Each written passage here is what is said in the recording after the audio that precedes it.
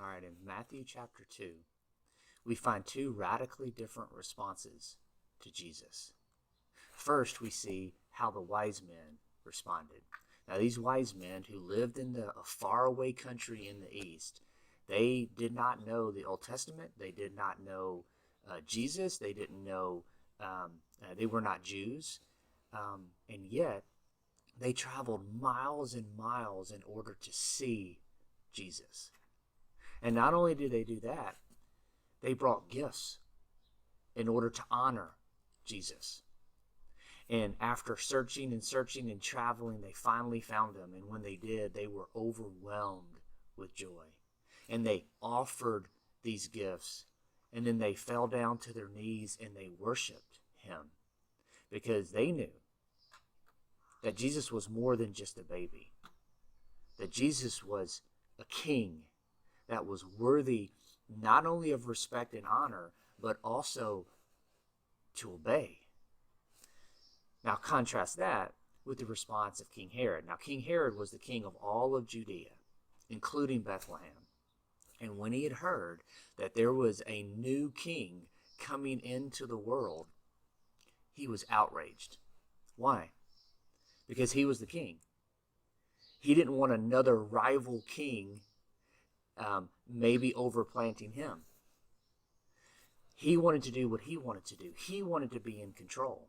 And so when he saw Jesus or what he saw was Jesus as a threat to his authority. And he didn't want to have anything to do with it. So he tried to come up with a plan in order to find Jesus and then kill him. But when he found out that the wise men had tricked him and went home another way, he took matters into his own hands. And in a horrible tragedy, he goes and he kills all the boys in Bethlehem that were 2 years and under. I mean, just imagine the pain and the hurt of the families there. But that was his response. He did whatever he could in order to remain on the throne himself. He did not want to share that or to submit to somebody else. And what I think that this chapter shows is that there's really no middle ground in how you respond to Jesus. Either you should love him and worship him, treasure him, and honor him as the king that he is, the Messiah, God himself, or you reject him.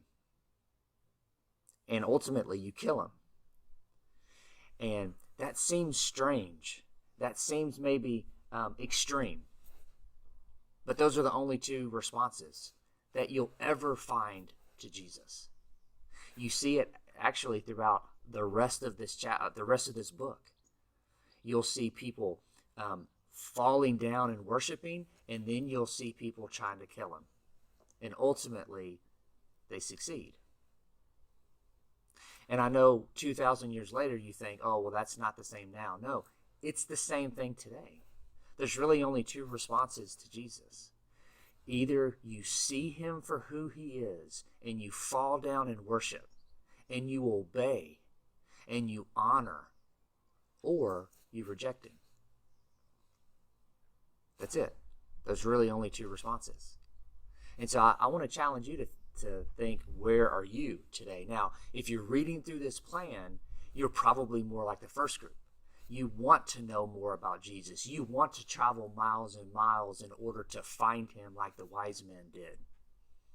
But we are a little more sophisticated today, it seems sometimes.